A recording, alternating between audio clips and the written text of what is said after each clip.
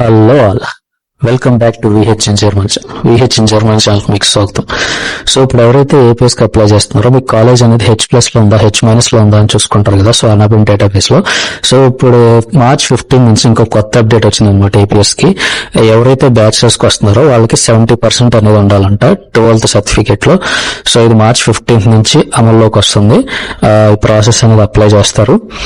So next CSP పోర్టల్లో మీరు documents అన్ని ఉంటే అప్లోడ్ చేసిన తర్వాత స్లాట్స్ అనేవి వన్స్ మీకు రివ్యూ అయిపోయిన తర్వాత ఆ స్లాట్స్ అనేవి చూపిస్తాయి అనమాట. సో రివ్యూ అవ్వకముందు అక్కడ స్లాట్స్ అనేవి చూపించు. ఇంకా జర్మనీ గురించి ఇలాంటి ఎన్నో విషయాల్లో నెక్స్ట్ వీడియోలో చాలా మాట్లాడుకుందాం. Subscribe to VH in German channel.